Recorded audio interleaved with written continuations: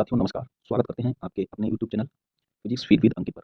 साथियों आज हम आपको ट्रिक के साथ परीक्षा में आने वाले ऐसे क्वेश्चन के बारे में डिस्कस करूंगा जो कि आते भी हैं और परीक्षा में ज़्यादा टाइम भी हमारा लेते हैं, जिससे हमारे 4 से 5 क्वेश्चन का टाइम की खपत हो जाती है।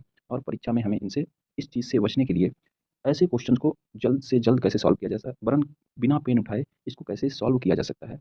तो इस चीज़ के बारे में, क्योंकि ये जब टाइम ज़्यादा लेंगे ऐसे क्वेश्चन, तो ज़ाहिर-सी बात है आगे आने वाले जो सरल क्वेश्चन हैं उनको हम टाइम नहीं दे पाएँगे, और उनको टाइम नहीं देंगे तो वो छूट जाएँगे। तो इनको जल्द से जल्द, क्योंकि परीक्षा में हमें 1 से ज़्यादा मिनट का टाइम नहीं मिलता है, वरन इससे कम ही मिलता है, ठीक है? तो हमें क्या करना है, इन क्वेश्चन को कैसे जल्दी सॉल्व करना है ट्रिक के साथ। देखो सबसे पहले तो एक इसमें लिखा है पहला क्वेश्चन, एक व्यक्ति बर्फ से ढके एक पहाड़ से एक वक्र रास्ते से फिसलता है वो जो भी करता है, और अपनी आरंभिक स्थिति से, मान लिया वो आरंभिक स्थिति से कितनी 20 मीटर नीचे गिरता है। अब ये 20 मीटर नीचे गिरा, ठीक है? उसने कितनी, यानी कि यस बराबर चल रही 20 मीटर दूरी, क्योंकि जब सूत्र लगाएंगे तो ये चीज़ें लिखनी पड़ेंगी हमें। यस बराबर 20, वह वेग जिसमें वह अंत जमीन पर आघात करता है। अब उसने दूरी दे दी है, वेग दिया है, वेग हमें निकालना है। कौन सा अंतिम वेग निकालना है, अंतिम वेग निकालना है। यू जीरो था क्योंकि गिरता है तो उस समय यू जीरो जीरो रहा होगा, ठीक है? जी होता ही है, कितना होता है 10 मीटर प्रति सेकंड स्क्वायर, ठीक है? तो इसमें थर्ड समीकरण लगा देंगे, थर्ड समीकरण, क्योंकि हमें इसमें देखना पड़ेगा थर्ड समीकरण लगेगा कौन सा लगेगा। तो वी स्क्वायर बराबर यू स्क्वायर प्लस 2 AS, ठीक है? अब इसमें समीकरण लगाएंगे, फिर क्या करेंगे, यू स्क्वायर इसमें देखेंगे जीरो हो जाएगा, बराबर वी स्क्वायर कितना है, वी स्क्वायर निकालना है हमें, प्लस टू टू इंटू ए कितना है वी 10, ए है 10, एस कितना है 20, तो 10 20 यानी कि 200 200 200 दूनी 400, बी स्क्वायर बराबर 400, तो बी बराबर कितना आ जाएगा 20, बी बराबर कितना आ जाएगा 20। अब ये तो मैंने सूत्र से निकाला और लगभग 2 मिनट लग गए, ठीक है?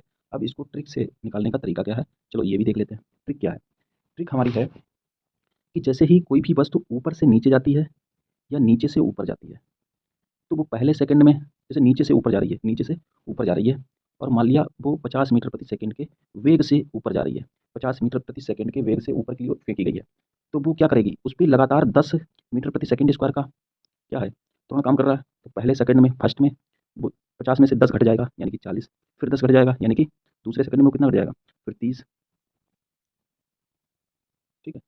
कितना घट जाएगा, मतलब फिर दूसरे सेकंड में उसका हो जाएगा, कहाँ चला गया पेन, 30, फिर घट जाएगा 20, यानी कि वो ऐसे कैसे करके कितने सेकंड में उसका जो वेग है वो कम हो पाएगा, वो हो पाएगा।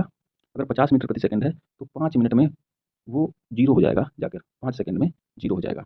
अब बात ये आ जाती है, ये तो सेकंड में हमने निकाल लिया कि सेकंड में कितने सेकंड बाद वो जीरो हो जाएगा उसका वेग, ठीक है? ऐसे ही अगर यहाँ से पूछ दिया जाए कि अगर 20 मीटर प्रति सेकंड या 50 मीटर से छोड़ी जाती है, कितने मीटर से छोड़ी जाती है, 50 मीटर से,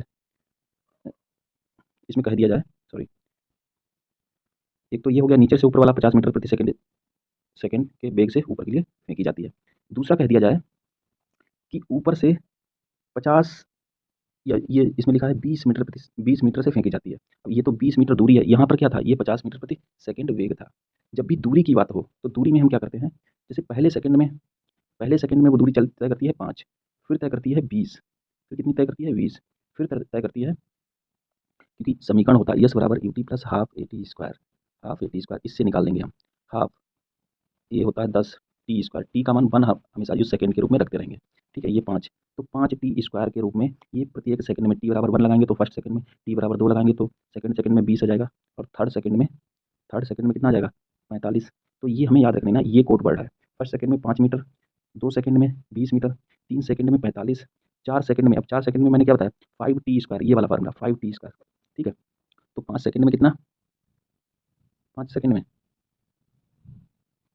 कितना हो जाएगा, कितने मीटर तक जाएगा, 5 इंटू 4 चौक 16, 416, 16 पंजे 80, तो ये 80 कितने 4 सेकंड में। इसी प्रकार निकालते रहेंगे, फिर 125, इस तरीके से चलता रहेगा। तो मैंने कुल मिलाकर क्या बताया कि अगर कोई वस्तु 20 मीटर ऊंचाई ऊंचाई तक हमें फेंकनी है, ठीक है? तो कितने सेकंड लगेंगे, 20 मीटर ऊंचाई तक जाने में उसे कितने सेकंड लगेंगे। तो पहले में देखो कितना जाता है 5 मीटर, 5 टी स्क्वायर याद रखना है आपको, कितना याद रखना है 5 टी स्क्वायर, 5 टी स्क्वायर। किसी भी वस्तु को अगर फेंका जाता है तो वो दूरी इस हिसाब से तय करता है। फर्स्ट सेकंड में 5 इंटू 1 का स्क्वायर 5, ठीक है? 5 इंटू 2 का स्क्वायर यानी कि सेकंड, 2 सेकंड में 20, ठीक है? फिर 3 सेकंड में 45, क्योंकि 3 तियाँ 9 और 9 पंजे 45, फिर 4 सेकंड में 80, 4 चौक 16 पंजे 80, इस तरीके से याद रखना है। अब चलते हैं हमें हमारे इस क्वेश्चन की तरफ कि क्वेश्चन में क्या कह रहा है। देखो, एक व्यक्ति बर्फ से ढके एक पहाड़ से एक वक्र रास्ते से फिसलता है और अपनी आरंभिक स्थिति से 20 मीटर नीचे गिरता है। देखो, मुझे समझाने में इतना टाइम लग रहा है, वरना आप जो भी क्वेश्चन करेंगे तो उसमें क्या होगा, बहुत आसानी से इस क्वेश्चन को कर देंगे। ठीक है, आरंभिक स्थिति से 20 मीटर, अब यहाँ से 20 मीटर तक आ गया है, कितने मीटर तक, और हमें पता है 20 मीटर दूरी तय करने में कितना समय लगता है, तो 2 मीटर, 2 सेकंड लगता है। ठीक है, यानी कि 2 सेकंड लगता है। तो 2 सेकंड लगता है जब, तो कितने, यहाँ पर u बराबर 0 है, u बराबर 0, 2 सेकंड में उसे 2 बार थप्पड़ लगेगा। ठीक है, पहली बार में त्वरण तो है उसमें ना, त्वरण लगातार बढ़ रहा है, हर 1 सेकंड में 10-10 बढ़ रहा है। मैंने शुरुआत में बताया था 1 सेकंड में कितना बढ़ता है या घटता है, अगर वस्तु नीचे से ऊपर से नीचे आती है तो त्वरण हर बार 10 बढ़ता है, और अगर नीचे से ऊपर जाती है तो त्वरण हर बार माइनस होता है। ठीक है, तो इसमें ऊपर से अब 2 सेकंड तक ऊपर ऊपर से नीचे आ रही है, तो 2 सेकंड के लिए हमें 2 बार 10 घटाने हैं, बढ़ाने हैं। तो पहली बार 10 जोड़ा, कितना हो जाएगा 10, फिर दूसरे सेकंड में 10 जोड़ा तो 10, यानी कि कितना हो जाएगा 20 मीटर प्रति सेकंड के वेग से जो है वस्तु वो ज़मीन से टकराएगी। ठीक है, अब इस तरीके का अगर दोबारा क्वेश्चन आएगा, जैसे कह दिया जाए कि 45 मीटर मीटर की ऊंचाई पर रखी वस्तु, 45 मीटर ऊंचाई की वस्तु जब ऊपर से छोड़ी जाती है तो वो ज़मीन से कितने मीटर, कितने वेग से टकराएगी, तो वो ज़मीन से कितने मीटर वेग से टकराए, कितने मीटर प्रति सेकंड वेग से टकराएगी। तो हमें सबसे पहले क्या निकालना है कि कितने इसमें सेकंड लगेंगे, तो 5t² बराबर 45, 5, तो यही निकाले, पानी 45, टी का स्क्वायर कितना हो जाएगा 3, तो 3 सेकंड लेंगे। अब 3 सेकंड, तो क्वेश्चन ये भी पूछा जा सकता था कि 45 मीटर की वस्तु को नीचे आने में कितने सेकंड लेंगे, ये भी क्वेश्चन पूछा गया है और पूछा जा सकता है। ठीक है, इससे पहले भी पूछा जा चुका है कि 45 मीटर की वस्तु को जो है ज़मीन से टकराने में कितना समय लगेगा। ठीक है, अब इसमें इस तरीके का क्वेश्चन क्या बन सकता है कि 45 मीटर स्थित वस्तु को, ऊपर स्थित वस्तु को, ठीक है, जब नीचे ज़मीन पर टकराएगी तो उसका वेग कितना होगा, तो वेग कितना हो जाएगा, पहले सेकंड में 10 बढ़ा, क्योंकि 3 सेकंड लगा है पूरा। ठीक है, टाइम, तो पहले में 10 बढ़ा, फिर 10 बढ़ा, फिर तीसरे में 10 बढ़ा, 10 10 10 कितना हो जाएगा 30 मीटर प्रति सेकंड के वेग से इस पे टकराएगी। ठीक है, तो इस तरीके से इस क्वेश्चन को कर लिया। आगे करते हैं अगला क्वेश्चन। यदि एक पिंड विरामावस्था से गिरने पर अंतिम सेकंड में पथ की कुल दूरी की आधी दूरी तय करता है तो गिरने की ऊंचाई है। अब देखो, ये वैसे क्वेश्चन बहुत ज़्यादा टाइम लेगा, लेकिन हम अब देखो इसको कैसे करते हैं।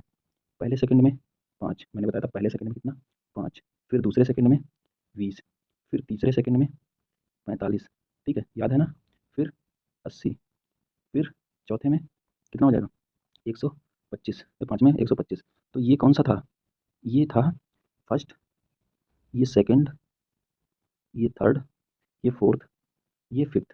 ठीक है, फर्स्ट, सेकंड, थर्ड। अब इसमें ये कहा गया यदि एक पिंड विरामावस्था से गिरने पर अंतिम सेकंड में पथ की कुल दूरी, मतलब अंतिम सेकंड में कुल दूरी की आधी दूरी तय करता है। देखो, इसमें पूरा तो दिया नहीं है, अब इसको थोड़ा और चमकाना पड़ेगा। कुल दूरी की आधी दूरी तय करता है। देखो, कुल दूरी की, अब जैसे ये 20 चला है, 20 चला है, ये 20 यहाँ तक चला है, तो कुल दूरी 20 है, कि आधी दूरी है ये 5 नहीं है।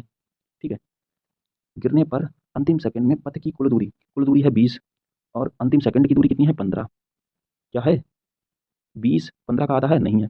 फिर कुल दूरी है 45, और 20 और 45 का अंतर कितना है 25, मतलब यहाँ तक अंतिम सेकंड और कुल दूरी। अंतिम सेकंड में तो 45 में से 20 घटा देंगे तो अंतिम सेकंड आ जाएगा, और कुल दूरी 45, तो 45 का आधा 25 है नहीं है।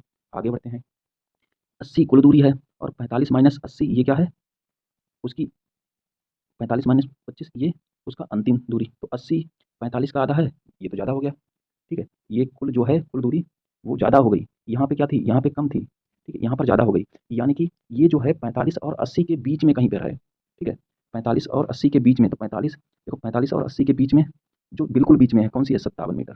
ठीक है, तो ये 57 मीटर इसका आंसर हो जाएगा। ठीक है, 45 और 80, ये ज़्यादा करीब है, तो 45 और 80 के बीच में कौन सा 57 है, तो ये हो जाएगा इसका आंसर।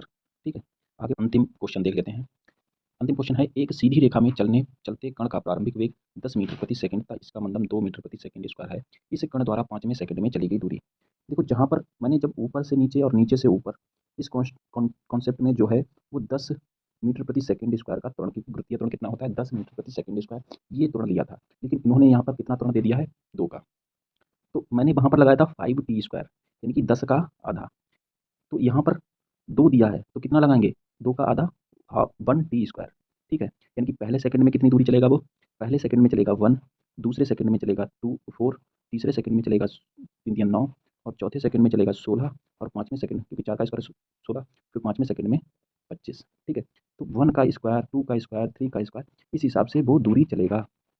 ठीक है। देखो ऊपर से नीचे, नीचे से ऊपर में 10 मीटर प्रति सेकंड का स्क्वायर का त्वरण होता है, तो उसी हिसाब से 1 सेकंड में 10, 2 सेकंड में 20, 30 सेकंड में 30, ठीक है।